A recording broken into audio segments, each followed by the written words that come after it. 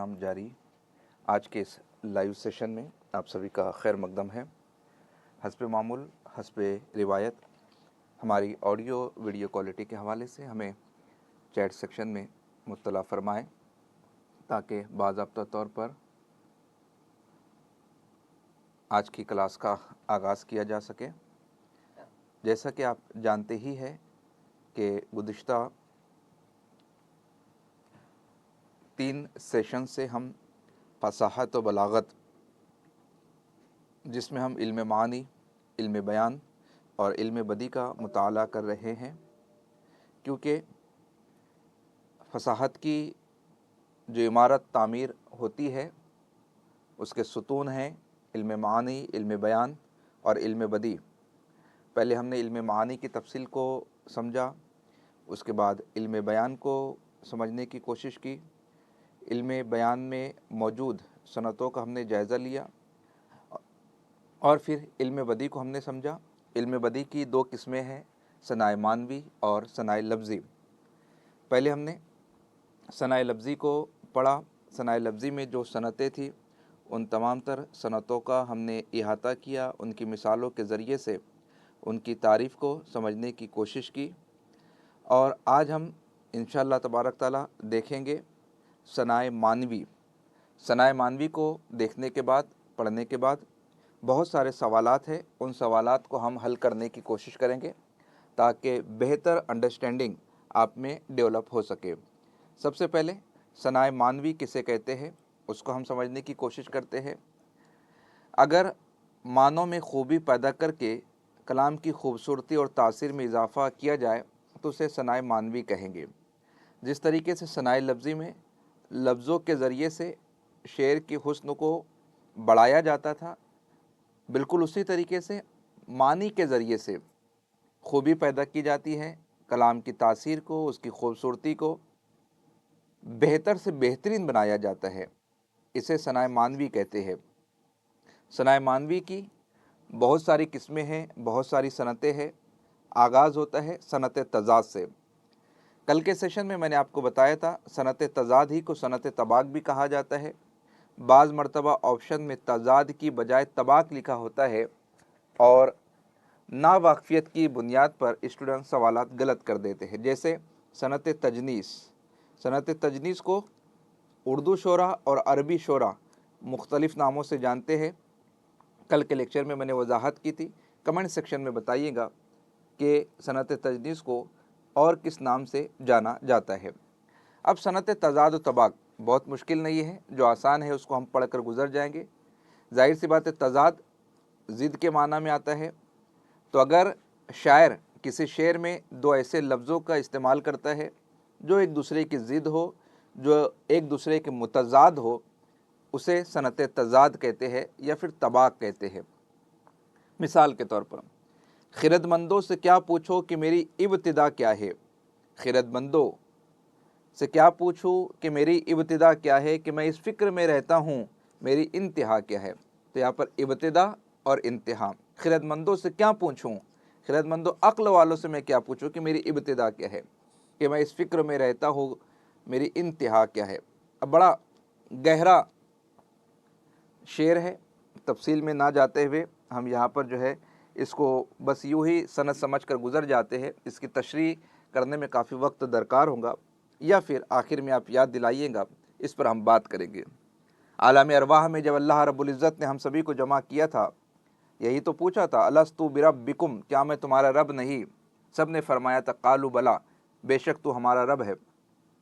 तो इब्तिदा हमारी दुनिया में आने से नहीं है, या माँ के शिकम से नहीं है, या बाप की पुश्त से नहीं है।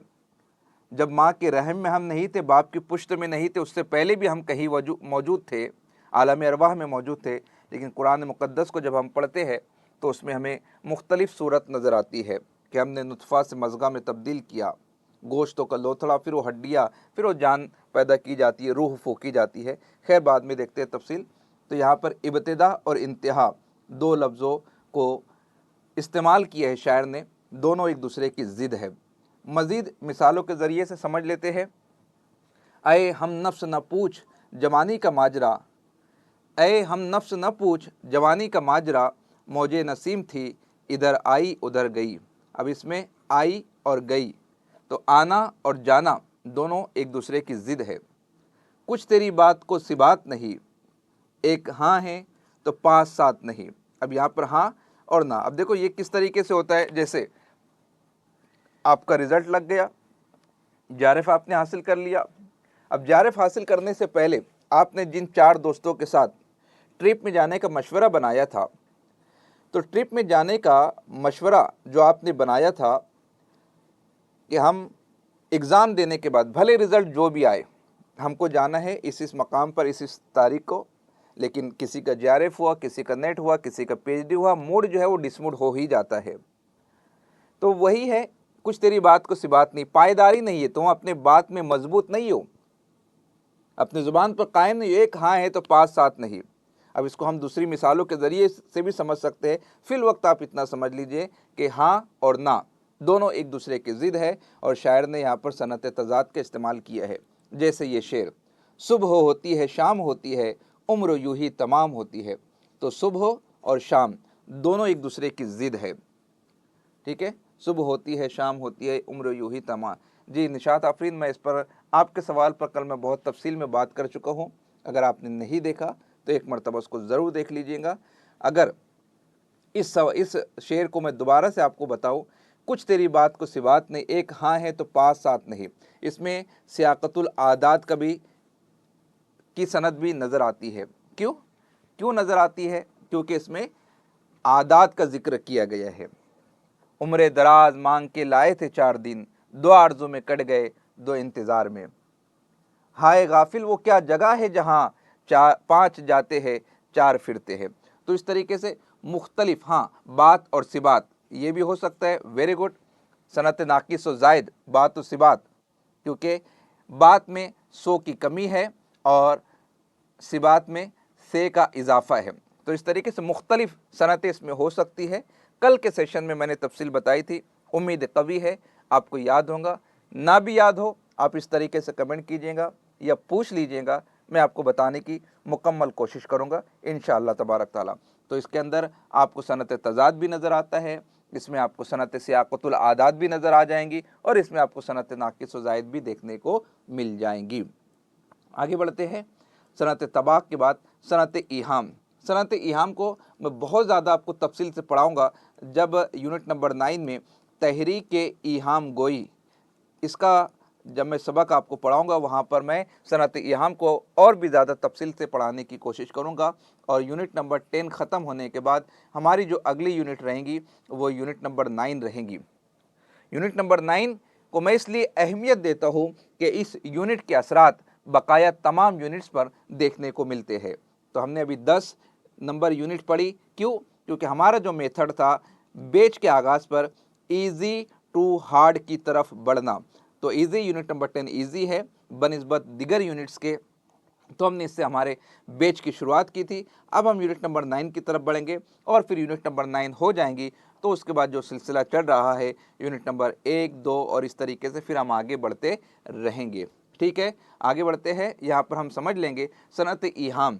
अब ईहाम का मतलब होता है वहम में डालना, ईहाम का मतलब है वहम में डालना। लेकिन इस सनत से मुराद क्या है? सनत से मुराद ये है कि शायर अगर अपने किसी शेर में कुछ इस तरीके के लफ्ज़ों का इस्तेमाल करता है जिसके 2 माना निकलते हैं। अब 2 माना, एक माना करीब का है, दूसरे माना दूर का है, लेकिन बहरहाल 2 माना इसके अंदर निकल रहे हैं, तो इसे कहते हैं सनत ईहाम, क्योंकि कारी पढ़कर वहम में आ सकता है। जैसे शब जो मस्जिद में जा फंसे मोमिन, शब जो मस्जिद में जा फंसे मोमिन, रात काटी खुदा खुदा करके।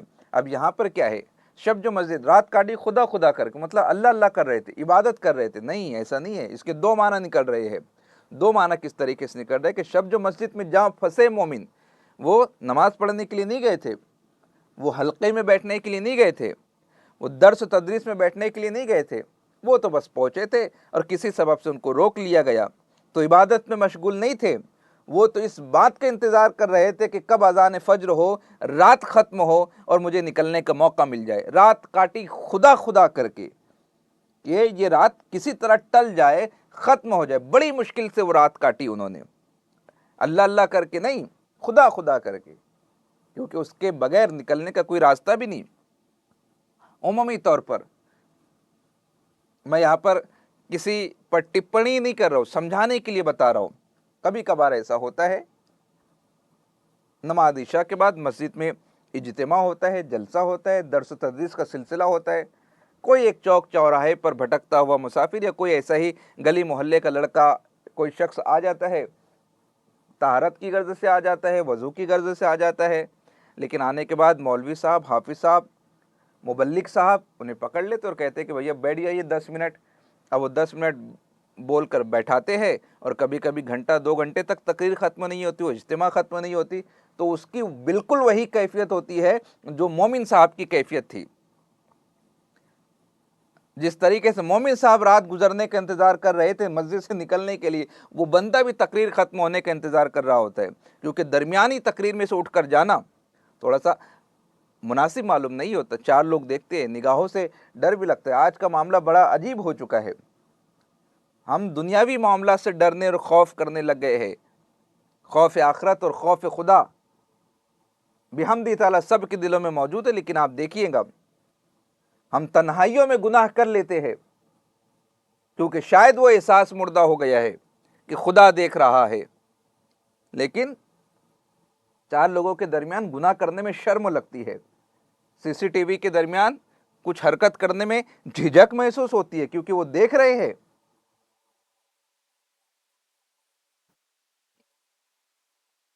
चलिए आगे बढ़ते, सनत इहाम और अगली सनत जो है सनत मुरातुन नज़ीर। सनत मुरातुन नज़ीर कलाम में एक लफ्ज़ की निस्बत से ऐसे दूसरे अल्फाज इस्तेमाल करना जो उस लफ्ज़ से तज़ाद के अलावा कोई और ताल्लुक़ रखते हो। जैसे डॉक्टर इकबाल का शेर है, नहीं है ना उम्मीद इकबाल अपनी किश्त वीरा से, ज़रा नम हो तो ये मट्टी बड़ी ज़रखेज़ है साकिब। अब इस शेर का मुताला हम करते हैं तो इस शेर के अंदर हमको खेती यानी किश्त, अब इसके ताल्लुक़ से हमें जो अल्फाज नज़र आते हैं, नम, नमी, मट्टी, ज़रखेज़ी, किश्त वीरा से, ये वीरान ज़मीन से, ये खेती से हम बहुत नाउम्मीद नहीं है, बस थोड़ी सी नमी की ज़रूरत है। ये मट्टी तो बड़ी ज़रखेज़ है, नहीं है ना उम्मीद इकबाल अपनी किश्त वीरा से। कभी आप क्लासरूम में जाइए, बास टीचर्स ऐसे होते हैं जो बच्चों को डांट डपट कर फटकार कर खामोश बैठाने की कोशिश करते हैं, लेकिन बच्चे तो बच्चे हैं, मौका पाकर शरारत कर ही बैठते हैं। लेकिन अगर वही टीचर मोहब्बत से, नरमी से, मुलायमत से, अपना समझकर, अपना बनाकर अगर पढ़ाता है तो बच्चे खुद ब खुद एहतराम करते, खामोश हो जाते हैं। मैं जब भी अपनी क्लास में जाता हूं, कभी भी अपने बच्चों से ये नहीं कहता हूं कि खड़े रहिए। मेरी क्लास के कुछ स्टूडेंट्स मौजूद है, सीनियर कॉलेज में जब मैं उनको पढ़ाया करता था, या जूनियर कॉलेज में पढ़ाया करता था, या हाई स्कूल में जब पढ़ाया करता था, मैंने कभी अपने स्टूडेंट से नहीं कहा कि मैं आओ तो आप रिस्पेक्ट में खड़े हो जाया कीजिए, जबकि दूसरे टीचर्स करते हैं, क्योंकि मेरा नज़रिया कुछ मुख्तलिफ है। मैं चाहता हूं कि कंटेंट को इतना बेहतर, इतना अपडेट, इतना उम्दा पढ़ाया जाए कि आपको बोलने की ज़रूरत महसूस ना हो कि मेरे आने पर खड़े हो जाइए। इंतज़ार रहना चाहिए स्टूडेंट्स को कि सर की क्लास आने वाली है, वो खुद ब खुद एहतराम में खड़े हो जाए, क्योंकि जो मांग कर मिलती है उसे तो भीख कहते हैं, और एहतराम नाम है जो बगैर मांगे मिले। इन फलसफों को आप भी याद रखिएगा। अपनी जिम्मेदारियों को बखूबी निभाइए, अपनी तदरीसी सलाहियतों को बरोए कार लाइए, जी जान लगा दीजिए अपने स्टूडेंट्स की पढ़ाई के लिए, उनके आगे पहुंचने के लिए, उनके मुस्तकबिल को रोशन करने के लिए। एहतराम होना चाहिए। क्लास शुरू करने से पहले मैंने कुछ चीजें आपके ग्रुप में भेजी है, अगर वक्त रहा तो उस पर भी हम बात करेंगे। तो सनत मुरातुन नज़ीर में यही समझाने की कोशिश की जा रही है कि बस नमी की जरूरत है, सब कुछ जरखेज है। ये जो बच्चे हैं वो नर्म लकड़ी की मानिंद है, जिस तरफ ढालेंगे ढल जाएंगे। यही हाल माँ बाप का भी है। माँ बाप भी अपने बच्चों के साथ सख्ती करते हैं, बच्चों में बागियाना ख्यालात पैदा होने शुरू हो जाते हैं। लेकिन वही माँ बाप जब नरमी से पेश आते, मोहब्बत से पेश आते, देखो कोई भी बच्चा अपनी माँ की आंखों में, अपने बाप की आंखों में आंसू नहीं दे सकता। बाज मर्तबा थप्पड़ वो काम नहीं करता है जो एक आंसू काम कर जाता है। माँ बाप की डिग्री कोई आसान डिग्री नहीं है। एक इंसान जन्नत को हासिल करने के लिए पूरी जिंदगी तगदो करता है, और माँ के कदमों में जन्नत रख दी गई है, वो मकाम दे दिया गया, बाप को जन्नत का दरवाजा बना दिया गया है, वो मकाम अता फरमाया गया है। तो कोई आसान डिग्री नहीं है। आज रिसर्च स्कॉलर बनने के लिए, यूजीसी नेट क्वालिफाई करने के लिए हम कितने पापड़ बेलते हैं। माँ बाप का हक क्या है, माँ बाप के राइट्स क्या है? बस हम सिर्फ ये उम्मीद लगाते हैं कि हमारे बच्चे हमारी फर्माबरदारी करें। हमारा क्या काम है, हमारा क्या फर्ज है, वो भी सीखने की जरूरत है। यही शायर कहना चाहता है, नहीं है ना उम्मीद इकबाल अपनी किश्ती विरा से, जरा नम हो तो ये मट्टी बड़ी जरखेज है साकी। आगे शायर कहता है, एक और मिसाल सनत मुरातुन नज़ीर की। कल इस शेर को हमने देखा था सनत तकरार लफ्जी में, लफ्जों की तकरार की जा रही है। पत्ता पत्ता बूटा बूटा हाल हमारा जाने हैं, पत्ता पत्ता बूटा बूटा हाल हमारा जाने हैं, जाने ना जाने गुल ही ना जाने बाग तो सारा जाने है। अब इसमें आप देखिए, बाग की मुनासबत से फूल भी आ गया, बागबा, पत्ते, खार, पौधे, टहनियां सब कुछ आ गया है इसमें। जबकि यही शेर हमने सनते तकरार लफ्जी में भी देखा था कल के लेक्चर में। जैसे पत्ता पत्ता तकरार हो रही है, बूटा बूटा तकरार हो रही है, लेकिन जब आप कल पढ़ रहे थे तो वो सनाए लफ्जी था, जब आज पढ़ रहे हैं तो सनाए मानवी है। कल जब हम बात कर रहे थे वो लफ्ज़ों पर बात कर रहे हैं, आज हम जब बात कर रहे हैं तो मानी पर बात कर रहे हैं। कल जब हम बात कर रहे थे वो सनत तकरार लफ्जी थी, और आज हम जो बात कर रहे हैं वो सनत मुरातुन नज़ीर है। आपको ये देखना होगा कि एग्जामिनर ने आपके ऑप्शन में क्या दिया है, तकरार लफ्जी या सनत मुरातुन नज़ीर। ऐसा नहीं हो सकता कि दोनों सनतें एक साथ दी गई हो। ठीक है। हुस्न तालील, ऐ है गजब, हुस्न तालील मतलब वजह कोई हो और बात कोई और बताई जा रही हो। कलाम में किसी बात की कोई और अनोखी वजह बयान की जाए जो उसकी असल वजह ना हो, इसे शायराना इल्लत कहा जाता है। हुस्न तालील, जैसे इसी बाइस से दाया तिफ्ल को अफ्यून देती है कि हो जाए लज्जत आशना तलखी दौरा से। कि एक दाया तिफ्ल को, बच्चे को अफ्यून दे रही है। क्यों दे रही है? क्योंकि अफून तल्ख होती है, कड़वी होती है, तो बचपन में वो बच्चा ज़माने की तलखी से आशना हो जाए, इसलिए बचपन में उसको अफीन खिला दी जाती है। क्या ये वजह है?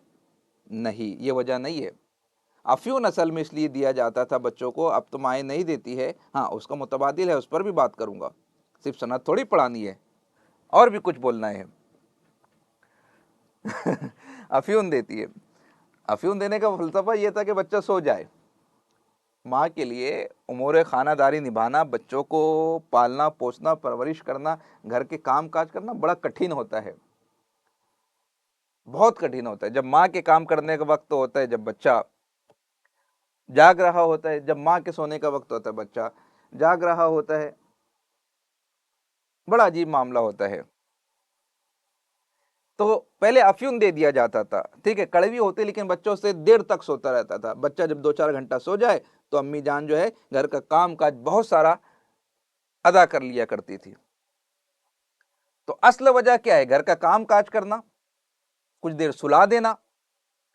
लेकिन शायर क्या कह रहे हैं कि वो अफ्यून इसलिए दे रही है कि जमाने की तलखी से बच्चा बचपन में ही आशना हो जाए। जी आयशा, मोबाइल तो दिया जाता है, लेकिन अभी बचपन की बात हो रही है, जब छोटा बच्चा है। और ये मोबाइल ने तो बड़े मसले खड़े कर दिए, बड़े मसले खड़े कर दिए। नन्हे नन्हे बच्चों को मोबाइल की आदत लगा दी जा रही है, पूरा के पूरा घर हाथ बांध कर बैठा है। अब्बू को क्रिकेट देखनी है, अम्मी को जेठालाल देखना है, बच्चों को वो क्या देखना है, और एक छोटा सा अलग बच्चा उसके अलग दुनिया में मगन है, और सब दम बखुद चालू है, और सब सुन रहे हैं, मैं तोता हरे रंग का मैं तोता। बड़ा अजीब मामला कर रखा है। अल्लाह रहम फरमाए इन मोबाइल। लेकिन बुरा मत मानिएगा, एक जुमला अगर बोलो तो कोई दिल पे मत लेना। वो नन्ही नन्ही सी उम्र का 4-6 साल का 8 साल का बच्चा हमसे अच्छा मोबाइल चला रहा होता है। मैं अभी जनवरी फरवरी से सिखा रहा हूँ लाइव क्लास कैसे ज्वाइन करना है। कहाँ आपको मेनू नजर आएगा, कहाँ आपको क्या नजर आएगा। बड़ा अजीब मामला हो चुका है। और यही बच्चा फिर जब मोबाइल की लत में बड़ा होता है तो फिर मसला होता है। उस्ताद से कहा जाता है मेरी बात नहीं सुन रहा है, मान नहीं रहा है, रात दिन मोबाइल में मगन रहता है। ये जब बच्चा तुतली हुई जबान में तुतलाते हुए बोलता है ना, कुछ गंदे अल्फाज, गाली गलोच, नाजेबा जुमला, नाजेबा कलमात, नानी को, दादी को, फूफी को, खाला को, चाची को, चाचा को, सबको बहुत अच्छा लगता है। बार बार बोलते बोलते जरा, बोलते जरा, बोलते जरा। और वही जब थोड़ा सा बड़ा होकर उन लफ्जों को रिपीट करता है तो गाल पर तमाचा पड़ता है। आदत तो आप ही नहीं लगाई।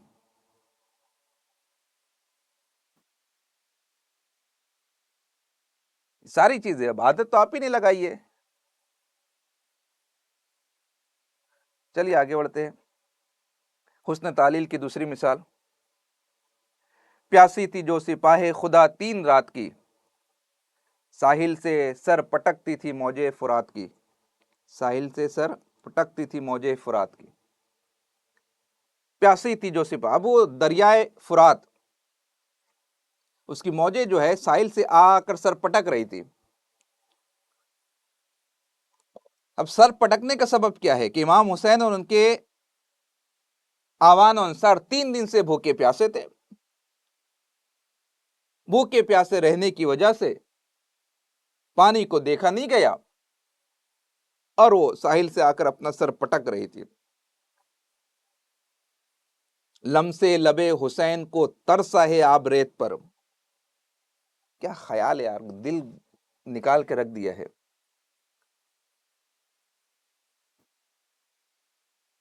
प्यासा हुसैन को कहूं इतना तो बेअदब नहीं।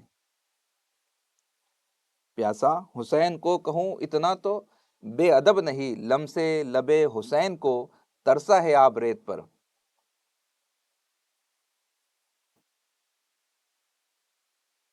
प्यासी थी जो सिपाह खुदा 3 रात की। अब देखो ये साहिल से मौजों का आकर टकराना ये उसकी फितरी कैफियत है, ये उसके रोजमर्रा का मामूल है। लेकिन जो ये लफ्जों के जरिए से, मानी के जरिए से जो शायर अपने ख्यालात के इजहार करते हैं, यार कलेजा निकाल के रख देते हैं। आज शब्बीर पे क्या आलम तन्हाई है। वो नवासे रसूल जिनके नाज उठाए गए, हालत सजदा में जो वो रसूल अकरम सल्लल्लाहु अलैहि वसल्लम की पुश्त मुबारक पर बैठ जाया करते थे, सजदे को तवील कर दिया जाता था। आज वही इमाम हुसैन हालत सजदा में अपने सर को कटा रहे हैं दीन की बका के लिए। आज शब्बीर पे क्या आलम तन्हाई है, क्या आलम तन्हाई है। हुस्न तालील। आगे बढ़ते वरना मैं फिर पढ़ा नहीं पाऊंगा उस सिचुएशन को, उस कैफियत को महसूस करने पर। मेरी तरह से हैं माह वो महर भी आवारा, शायद ये भी है किसी हबीब की जुस्तजू करते। मेरी तरह से हैं माह वो महर भी आवारा, शायद ये भी है किसी हबीब की जो कल इस पर बात हुई थी हमारी। हाँ मेरे खान, बिल्कुल सही कहा आपने। ये चांद सूरज सितारे सैयारे, ये पूरी अंजुमन, इसके हवाले से शायर कह रहा है कि जो गर्दिश कर रहे हैं ये भी किसी हबीब की तलाश में सरगर्दा है। जिस तरीके से मैं अपने हबीब का मुतलाशी हूं, ये चांद सूरज या आसमान, ये सब जो अपने अपने मदार पर गर्दिश कर रहे हैं, हमने मुसख्खर कर दिया चांद और सूरज को। अब इनकी महवरी गर्दिश, इनकी मदारी गर्दिश, ये साइंस का फलसफा है। शायर का फलसफा बड़ा अजीब होता है। साइंस तो कहती है जमीन अपने महवर पर भी गर्दिश कर रही है, अपने मदार पर भी गर्दिश कर रही है। एक गर्दिश को 24 घंटे का अरसा दरकार होता है, दूसरी गर्दिश को 365 दिन का अरसा दरकार होता है। शायर कहते हैं नहीं नहीं बाबा, ये उसकी गर्दिश नहीं है, वो तो तलाश कर रही है अपने हबीब को, जिस तरीके से मैं हबीब का मुतलाशी हूं। यही तो है हुस्न तालील। हुस्न तालील इसी का नाम तो है। कोई और शायराना इल्लत बता दी जाए, वजह कोई और हुस्न कोई और पेश कर दिया जाए, कोई और वजह बयान कर दी जाए। जलजले आलम में बेसबब नहीं आते। शायर क्या कह रहा है? जलजले आलम में बेसबब नहीं आते, कोई आशिक तहे खाक तड़पता होगा। कोई आशिक तहे खाक तड़पता होगा। ये जो जलजले आ रहे हैं ना आलम में, ये यूं ही नहीं आ रहे, बेसबब नहीं आ रहे, बेवजह नहीं आ रहे। इनके पीछे रीजन है। क्या रीजन है? कि कोई आशिक तहे खाक, इस मट्टी के नीचे तहे खाक तड़पता होगा। वो अपने माशूक के लिए, अपने हमदम के लिए, अपनी रफीका के लिए, अपने दोस्त के लिए इश्क में तड़प रहा होगा। उसके तड़पने से जमीन में जलजले पैदा हो रहे हैं। जलजले आलम में बेसबब नहीं आते, कोई आशिक तहे खाक तड़पता होगा। भैया साइंस तो बता रहे हो टेक्टोनिकल प्लेट्स होती है, आपस में तसादम होता है, टकराव होता है। ऐसे ही थोड़ी वो दुनिया का जुग्राफिया तय हुआ है। ऐसे ही थोड़े वो पूरे बर्र आजम और बहर आजम वजूद में आए हैं। ही हिमालय इतना बड़ा सर बफलक, ये जो चोटियां नजर आ रही है वो तसादुम के सबब है, साइंस का कहना है। और देखो साइंस में बड़ा अजीब मामला होता है। साइंस में कोई अगर नए से नया पहाड़ की उम्र आप पूछ लेंगे तो यही कहेंगे बस हजार साल तो हुआ है, हजार साल तो हुआ है। अबे ज्योग्राफी का मामला बड़ा है। उन पहाड़ों को वो तसादुम का नजरिया बताते हैं।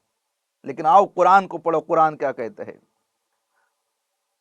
जब जमीन थर्रा रही थी, मुतहर्रिक थी, हरकत कर रही थी, तो हमने उसमें मेखें ठोक दी। मेखें, कील, कील ठोक दी। क्या है कील? यही तो पहाड़ है कील, जो उसकी थरथराहट को बंद करने वाले थे। नहीं, मुबालगा एक अलग चीज है, मुबालगे पर हम आएंगे। नहीं, शायरों की दुनिया नहीं है, यही तो कमाल की बात है। सना फिरदौस, यही तो कमाल की बात है। असल शायरी इसी का नाम तो है। इसे लफ्जों की बाजीगरी या लफ्जों का गोरख धंधा नहीं कह सकते। ये सोच, ख्याल, अफकार और नजरियात, तजर्बात, मुशाहिदात, तसव्वुरात और तफक्कुरात का मामला है। एक बात को आप अलग अलग तरीके से किस तरीके से बता सकते हैं? हाँ नफीसा, साइंस हकीकत बताता है, अकीदत नहीं बताता। और यही वजह है कि बाज़ मर्तबा अकीदत की जरूरत पेश आती है। जितने लोगों को हम रोल मॉडल के तौर पर पेश करते थे, जो खुदा की नफी करने वाले थे, सबके नाम आ रहे एपिस्टीन फाइल में। दरिंदगी की इंतहा कर दी है उन बदमाशों ने। जिनको हम as a role model follow किया करते थे। माजरत चाहूँगा अगर मेरा लहजा थोड़ा सा मजहबी हो रहा होगा तो, लेकिन ये हकीकत है। मुझे आपको सिर्फ यूजीसी नेट में कामयाब नहीं करवाना, एक इंसान भी बनाना, ये जिम्मेदारी आयद होती है हमारे सर पर। जिनको एज ए रोल मॉडल हम फॉलो करते थे, जिनके एथिक्स, जिनके मैनर्स, जिनकी तहजीब, जिनका तमद्दुन, जिनका कल्चर, जिनके हम दीवाने थे, जिनके हम मद्दाह थे, जिनको हम अंधाधुन फॉलो किया करते थे, राक्षस निकले, राक्षस। इंसानों के जिस्मों में भेड़िए निकले हैं। रहम नहीं आया उनको 4-4, 6-6, 9-9 साल की बच्चियों पर जुल्म करते हुए, उनके खून को पीते हुए। अस्तगफिरुल्लाह। यह है साइंस, एड्रेनलिन को रिलीज करना, इतना डराना, इतना धमकाना, इतना खौफ में मुब्तला करना कि ज्यादा से ज्यादा एड्रेनलिन रिलीज हो, और फिर उससे जो रिएक्शन होगा, जो केमिकल रिएक्शन कह लीजिए, एक केमिकल लोचा कह लीजिए, फिर वो हवा के संबंध में जब आएगा, एंटी एजिंग एजेंट के तौर पर उसको पिया जाता है।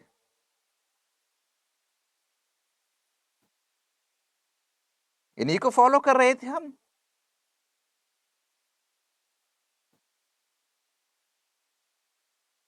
मेरी तरह से है माह वो महर भी आवारा, शायद ये भी हैं किसी हबीब की जुस्तजू करते।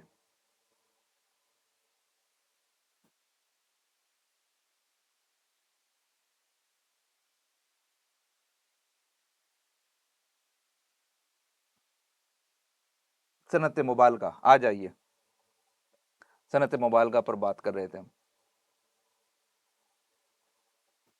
कलाम में किसी वस्फ, कैफियत या हालत को इस दर्जा बढ़ा चढ़ाकर बयान करना कि बादियों नजर में वो नामुमकिन मालूम होने लगे। जैसा शायर कहते हैं, जो इस जोर से मीर रोता रहेगा तो हमसाया काहे को सोता रहेगा। अब मीर रो रहा है तो शायर मुबालगे से बात कर रहे हैं। जो इस जोर से मीर रोता रहेगा, अब मीर रो रहे भैया, अब इन मिन 3.5 बताऊंगा आगे ये क्यों बोला जाता है, और मीर के यहां पर क्यों मायूसी छाई रहती है।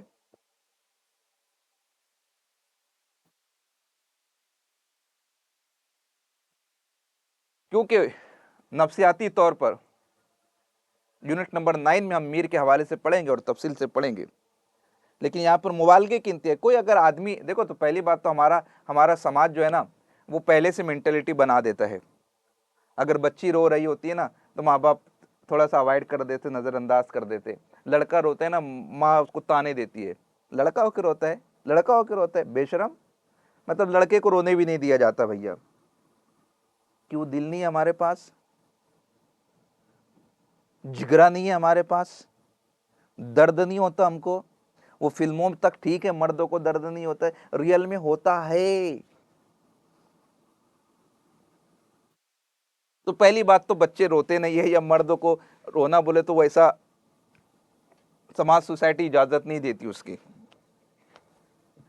उस पर भी मुबालगे की इंतहा के, जो इस जोर से मीर रोता रहेगा, मतलब मर्द का रोना पहले ही एक वो मुबालगा, एक वबाल जान, और ऊपर से इतनी जोर से रोना कि हमसाया काहे को सोता रहेगा। मतलब इतनी जोर से मीर रो रहा है कि पड़ोसी जो उठकर बैठ जा रहे। इस पर वो शेर याद आ गया मुझे, यारो शबे फिराक में रोया था इस कदर, यारो शबे फिराक में रोया था इस कदर, था चौथे आसमान पर पानी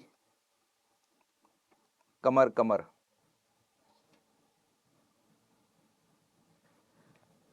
यारो शबे फिराक में रोया था, शबे फिराक, फुरकत की रात, शब रात, फिराक जुदाई, हिजर, गम, जो भी वादे वफा किया होगा वो टूट गया। यारो शबे फिराक में रोया था इस कदर, था चौथे आसमान पर पानी कमर कमर। मैं अपने महबूब के गम में, बिछड़ने के गम में, हिजरों के गम में इतना रोया, इतना रोया, इतना रोया कि ज़मीन नहीं, पहला आसमान नहीं, दूसरा आसमान नहीं, चौथे आसमान तक पानी था। कितना? कमर कमर तक पानी था। अबे झूठे चौथे आसमान पर पानी कमर कमर। इंसान की बॉडी में पानी होता ही कितना है? पूरा घुल कर पानी बनकर भी बह जाए तो कमरा ना भरे। चौथे आसमान पर पानी पहुंच गया, वो भी कमर कमर। यारो शबे फिराक में रोया था इस कदर, था चौथे आसमान पर पानी कमर कमर। अब वो इश्क वगैरह वो कुछ रहे हुए नहीं गया। माजरत चाहता हूँ, मुझे पता नहीं मिलीनियर है, जेनजी का अलग मामला होगा। लेकिन ये मुबालगा, गुलू से काम ले रहा है।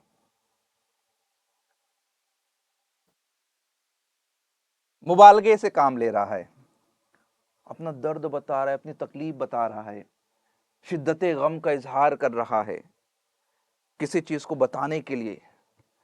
कभी कभी बोलते हैं ना, मैं पूरी रात सो नहीं पाया, तो क्या सही नहीं सोते पूरी रात? सोते हैं भैया, बस थोड़ा मोड़ा जो है ना तब्दीली देखने को मिलती है। ठीक है। हाँ, मुबालगा, गुलू के हद तक पहुंच जाना। आइए और मिसाल देख लेते हैं। नहीं, मिसाल तो हो गया, अब आगे सनद देख लेते हैं। सनत तजाहुल आरफाना।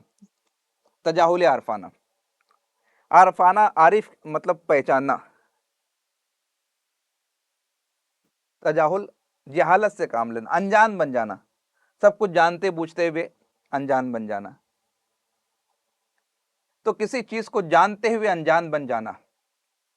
मौत का एक दिन मुअय्यन है, नींद क्यों रात भर नहीं आती? मौत का एक दिन मुअय्यन है, नींद क्यों रात भर नहीं आती? तजावुल अरफाना। इससे पहले की क्लास में पढ़ा रहा था, किसी बच्चे ने कमेंट कर दिया क्योंकि वो रात भर मोबाइल चलाता है इसलिए नींद रात भर नहीं आती। मौत का एक दिन मुअय्यन है, यानी मरना तो भैया सबको है, हर किसी को, हर जानदार को, हर जी रूह को मौत का मजा चखना है। लेकिन फिर भी तो इंसान सोता है ना, वजह कुछ और है। जान रहा है वजह, क्या वजह है, क्या सबब है, लेकिन सब कुछ होने के बाद भी अनजान बन रहा है। मौत का एक दिन मुअय्यन है, नींद क्यों रात भर नहीं आती?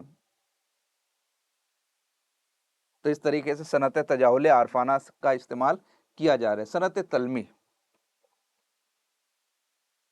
हाँ सनत तलमी। अब देखो, ये मेरी किताब में भी शामिल है। बहुत सारे बच्चे जो है ना मुझे कमेंट करते, सर आपने किताब में गलत लिखा। किताब में गलत नहीं लिखा भैया, किताब में सही लिखा है। एक होती है सनत तलमी और एक होती है सनत तलमी। एक हाँ से है, एक आइन से है। मुझे याद दिलाइएगा, आखिर में मैं किताब आपके सामने ओपन करके बताऊंगा। जितनी पीपीटी में सनतें हैं उससे भी कहीं ज़्यादा सनतों को हमने इस मरतबा किताब में शामिल किया है। अब सनत तलमी जो हाँ से है, किसी कुरानी वाक़ये का जिक्र करना, हदीस के वाक़ये को जिक्र करना। जैसे इब्न मरियम हुआ करे कोई, मेरे दर्द की दवा करे कोई। या फिर क्या वो नमरूद की खुदाई थी, जिंदगी में किसी का भला ना हुआ। या फिर सिखाए किसने इस्माइल को आदाब फर्जंदी। क्या है वो पूरा मिसरा? ये मकतब की करामत थी, सिखाए किसने इस्माइल को आदाब फर्जंदी। ये फैज़ान नज़र था कि मकतब की करामत थी, ये फैज़ान नज़र था कि मकतब की करामत थी, सिखाए किसने इस्माइल को आदाब फर्जंदी। ये सनत तलमी। अब यहाँ पर सनत तलमी हम पढ़े, ऐसा शेर जिसके दोनों मिसरे दो मुख्तलिफ ज़ुबानों में हो। अब पहला उर्दू में, दूसरा अरबी में। दिल उसके इश्क के दरिया में डाला, तवक्कलतु अलल्लाहि ताला। हाँ, ये फैज़ान नज़र था, ये मकतब की करामत थी। ठीक है, तो समझ में आ गया, सनत तलमी भी समझ में आ गया होगा और सनत तलमी भी समझ में आ गया होगा। ठीक है, आगे बढ़ते हैं। सनत सहल मुमतना। अब मीर की ज़्यादातर शायरी जो है सहल मुमतना में है। ऐसा शेर जो निहायत सादा और आसान लफ्ज़ों में लिखा गया हो, लेकिन इसमें फ़िक्र की गहराई पाई जाए। तुम मेरे पास होते हो गोया जब कोई दूसरा नहीं होता। इस पर मैं एक रील बनाया हो, 1-2 दिन के अंदर वो रील अपलोड करने वाला, उसको देखिएगा। अभी नहीं समझाऊंगा, वो रील में समझाया हूँ, देखिएगा उसको। बाज़ाब्ता तौर पर अभी प्रोफेशनली हम लोग रील्स पर काम कर रहे हैं, उर्दू अदब के हवाले से, समाज सोसाइटी की इस्लाह के हवाले से, उसको देखिएगा। सहल मुमतना, तुम मेरे पास होते हो गोया जब कोई दूसरा नहीं होता। इसी शेर के हवाले से कहा गया था कि गालिब ने कहा मोमिन को, इस शेर के बदले में मेरा पूरा दीवान ले लो। अब इसमें जो ना 3 लोग हैं, दोस्त, माशूक, हमदम बड़ा खुश हो रहा है कि भैया तुम मेरे पास होते हो गोया जब कोई दूसरा नहीं होता। मतलब मेरे पास जब कोई मौजूद नहीं होता, तुम होते हो, तुम्हारा ही ख्याल है, तुम्हारी ही यादें हैं, तुम्हारी ही यादों में जी रहा हूँ, उठ रहा हूँ, बस रहा हूँ, चल रहा हूँ। अबे खाम ख्याली है, तुम दूसरे नहीं हो, तुम तीसरे हो। कैसे तीसरे हो? तुम मेरे पास होते हो गोया, तुम यानी एक शख्स हो गया, मेरे दूसरा शख्स हो गया, तुम मेरे पास होते हो गोया जब कोई दूसरा नहीं होता। ये दूसरा, ये 3 आदमी हो गए। तो भैया तुम मेरे पास, यानी ये जो तुम है ना, ये 1 नंबर नहीं है, ये 3 नंबर है। ये सारिया मेरे पास, मेरा मतलब एक, तुम मेरे पास होते हो गोया जब कोई ये दूसरा नहीं होता, तो तुम होते हो तीसरा।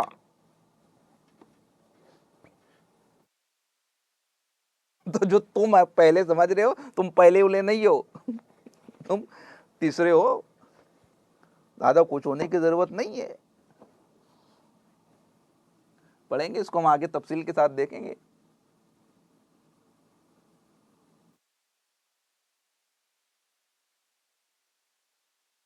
और यहाँ इस्लाम हमारी ज़िंदगी में ये सब वो जकड़बंदियाँ नहीं है, ये सब पढ़ने के हद तक पढ़ लेना। और ये सब उधेड़ बुन में आप लोग को पढ़ने की ज़रूरत नहीं, पढ़ लो, समझ लो। गज़ल जब पढ़ाएंगे तो गज़ल रंग तगज़ुल में पढ़ाएंगे, मरसिया जब पढ़ाएंगे तो खुद भी रोएंगे, आपको भी रुलाएंगे। दास्तान पढ़ाएंगे तो दास्तान भी रंग होगा, नाविल पढ़ाएंगे तो नाविल का सा अंदाज होगा। पढ़ लीजिए, समझ लीजिए। लेकिन बस यही तक। मुझे जो है ना ज़ैर इश्क मसनवी बड़ी पसंद आती है, और मैं अक्सर अपने स्टूडेंट से, बल्कि हर बैच में कहता हूँ, ज़ैर इश्क को पढ़ लिया करे एक मरतबा। ज़ैर इश्क में क्या है, अपने लफ्ज़ों में 1 मिनट के अंदर कहानी बता देता हूँ।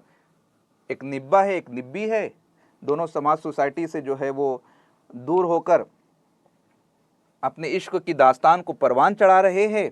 और परवान चढ़ाने में समाज सोसाइटी एक्सेप्ट नहीं करता है, वो मज़हब था या कास्टिज़म था या बिरादरी था, जो भी था मामला जो है। तो फिर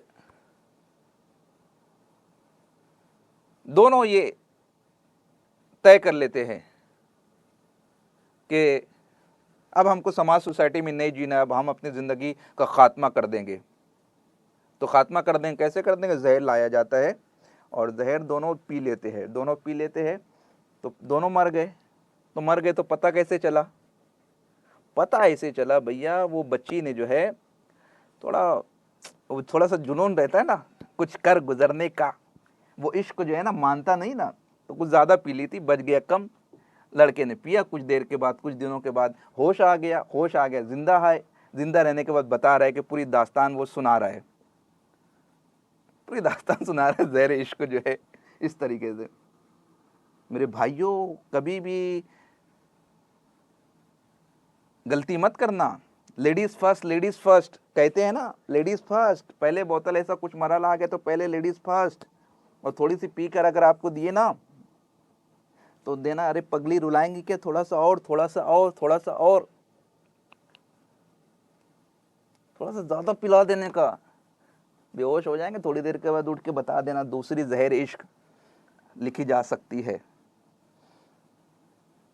जोक सपाट, मजाक ख़त्म, ऐसा कुछ काम नहीं करने का। ज़हर इश्क को पढ़ लो, इन तमाम तर चीज़ों से दूर रहिए।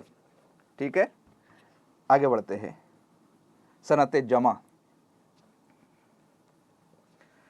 कलाम में जब कुछ चीज़ें एक हुक्म में जमा हो जाएं और फिर हर एक को खुसूसियत के साथ मंसूब करे तो उसको सनत जमा तकसीम कहते हैं। अरे रम तहसीन, मजाक कर रहा हूँ यार, सनत पढ़ाना है, सनत समझाना है। तो कलाम में कुछ चीज़ें एक हुक्म में जमा हो जाए। अरे नहीं रोशनी, ऐसा नहीं है, जहर पिलाने के लिए नहीं, बाबा जैसा डिमांड करते हैं ना हर चीज़ में लेडीज़ फर्स्ट। तो हाँ, ये मसनवी है भैया, मुबारक भैया, ये मसनवी है, मसनवी को पूरा पढ़िए। तो मैंने अपने लफ्ज़ों में, मतलब वो बस क्लास में आपकी दिलचस्पी बाकी रहे इसलिए उसको इस अंदाज में बताया है।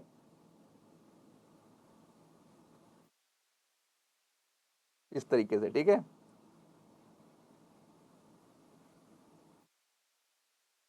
अल्लाह अल्लाह इनाबाजी, अस्तगफिरुल्लाह। चलिए अब एकदम सीरियस होकर टॉपिक को समझते हैं। हाँ, ज़िंदगी का यही दस्तूर है खिज़र फातिमा, किसी के जाने से दुनिया का ख़ात्मा नहीं होता, ये हमारी खाम ख्याली है। आज बड़े बड़े प्रोफेसर्स को ये लगता है कि मैं बहुत 30 मार खा हूँ। डॉक्टर इकबाल चले गए, मिर्ज़ा गालिब, मीर तकी मीर, बड़े बड़े उदबा और शोरा। उर्दू कल भी थी, उर्दू आज भी है, उर्दू आगे भी रहेंगी। ठीक है, तो हमारे रहने से, हमारे पढ़ने से, हमारे पढ़ाने से कुछ होने जाने वाला नहीं है। उर्दू थी, उर्दू है, उर्दू रहेगी। उसी तरीके से जिस तरीके से आशिक कल थे, आशिक आज हैं, आशिक कल भी रहेंगे। चलिए पढ़ते हैं। सनत जमा। तो कलाम में कुछ चीज़ें एक हुक्म में जमा हो जाए और फिर उसी खुसूसियत के एतबार से मंसूब किया जाए तो सनत जमा तकसीम कहते हैं। रंज, राहत, गम, खुशी कुछ भी नहीं। रंज, राहत, गम, खुशी कुछ भी नहीं, जुज़ फरेब आगही कुछ भी नहीं। जुज़ फरेब आगही कुछ भी नहीं। इस शेर में पहले मिसरे में रंज, राहत, गम और खुशी को तकसीम किया गया है और फिर हर एक को खुसूसियत फरेब आगही के साथ जमा कर दिया गया है। तो इस तरीके से सनत जमा तकसीम। ठीक है, आगे बढ़ते हैं, वापस से समझते हैं। एक और मिसाल देखते हैं सनत जमा की। कलाम में एक ही कैद, शर्त या हुक्म के तहत चंद चीज़ों को जमा किया जाता है, जैसे हम हुए, तुम हुए कि मीर हुए। हम हुए, तुम हुए कि मीर हुए, उसकी जुल्फ़ों के सब असीर हुए। तो इस शेर में मीर ने अपनी ज़ात को, आपको और दिगर अहबाब को इस कैद के तहत कर दिया है कि जो भी उस हसीन को देखे उसकी मोहब्बत में गिरफ्तार हुए बगैर नहीं रह सकता। हम हुए, तुम हुए कि मीर हुए, उसकी जुल्फ़ों के सब असीर हुए। कोई एक ऐसा महबूब है, कोई एक ऐसा चेहरा है, सब उसके, जो भी उस हसीन को देखता है उसका उसका आशिक हो जाता है, उसका मद्दा हो जाता है। मैं इस शेर को दूसरे माना में समझा देता हूँ। महबूब मुकर्रम, शाहकार दस्त कुदरत, कारखाने कुदरत के अजीम शाहकार मुस्तफ़ा जान रहमत सल्लल्लाहु अलैहि वसल्लम। हम हुए, तुम हुए, कौन है जो सुरुखे वद्दुहा का आशिक ना हुआ। अरे बिलाल को तपती हुई रेत पर लिटाया गया, खब्बाब को सजाएं दी गई, उस्मान गनी को चटाई में लपेटकर मिर्ची की धुनी दी गई,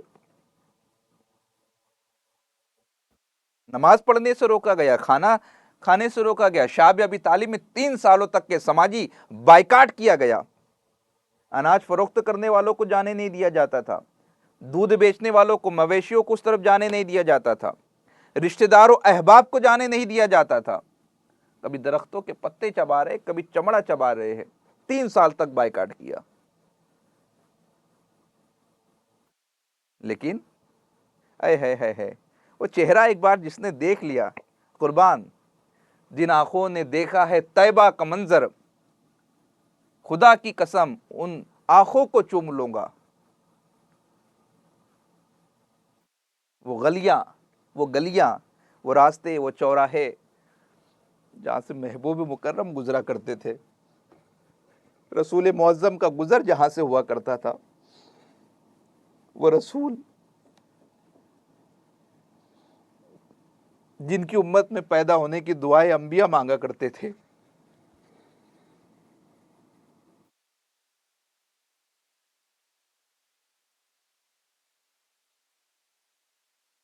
शुक्र खुदा का उस महबूब की उम्मत में रब ने पैदा फरमाया।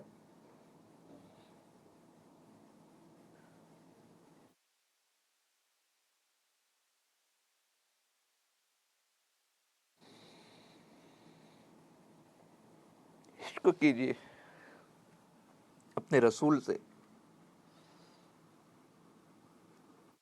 जो पैदा होते वक्त हमारी याद कर रहे, जो जिंदगी भर हमारी याद कर रहे,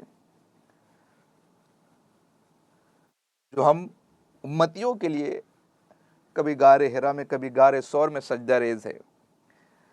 जब सारी दुनिया सो जाती, वो रसूल मुअज्जम हम गुनाहगारों के लिए रात रात भर जाकर दुआएं करते, इबादत करते।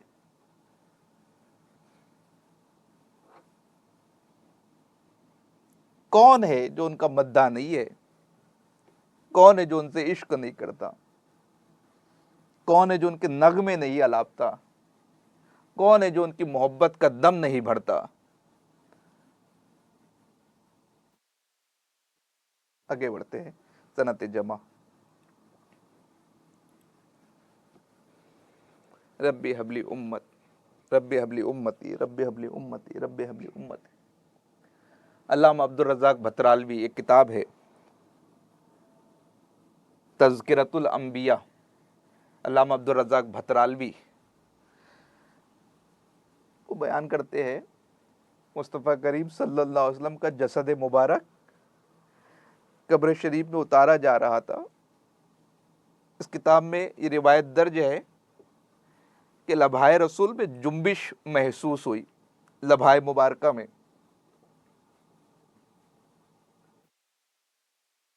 जब कानों को लबे मुस्तफ़ा से करीब किया तो आवाज आ रही थी, या रब्बी हबली उम्मती। दुनिया में तशरीफ लाए यही सदा,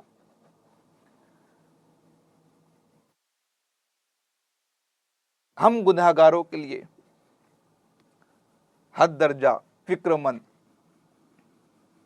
ताइफ में जिस्म पर पत्थर बरसाए गए, लहूलहान किया गया।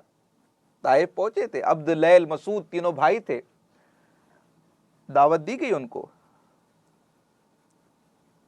लेकिन उन्होंने निकाल दिया। उन ओबाश नौजवानों को खड़ा कर दिया, तुम हमारे खुदाओं को झूठा कहते हो, बातिल कहते हो, तुम रुक नहीं सकते ताइफ में।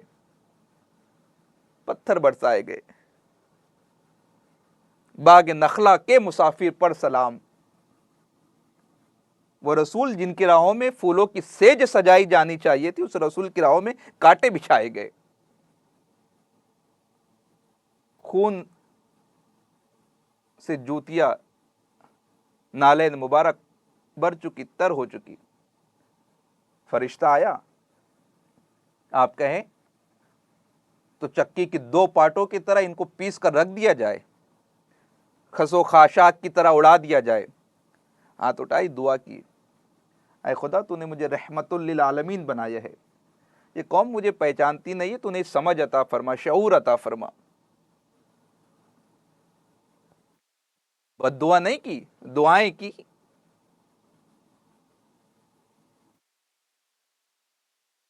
शुक्र अल्हम्दुलिल्लाह।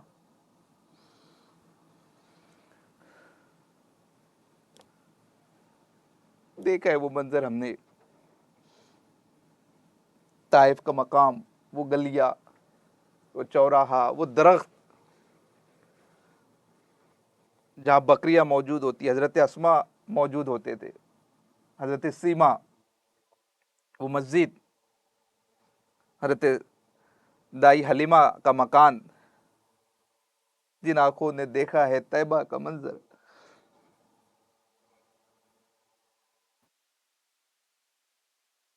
सही कहा अरफा खानम आपने, सलाम उन पर कि जिसने गालियां खाकर दुआएं दी।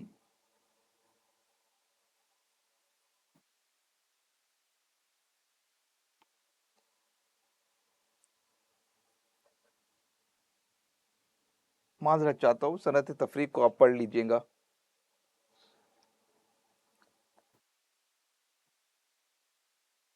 जिस तरह सनत जमा है उस तरीके से सनत तफरीक है। सनत जमा में एक हुक्म के तहत चीज़ों को जमा किया जाता है और तफरीक में फ़र्क को जाहिर किया जाता है।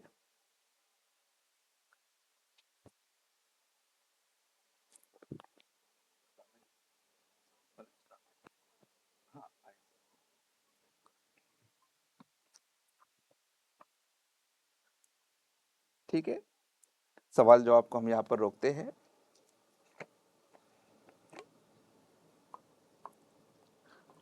शायद नहीं पढ़ा पाऊंगा मैं आगे, अगर वक्त रहा तो कल इंशाल्लाह ताला उसको देखते हैं। सवालात यहाँ पर मौजूद है, आप देख लीजिएगा एक मरतबा।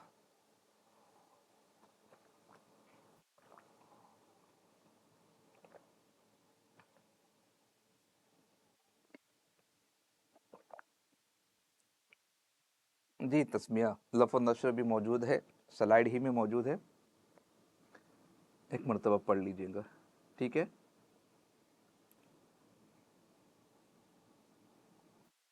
चलिए कल मिलते हैं इंशाल्लाह ताला, तब तक के लिए अल्लाह हाफिज़।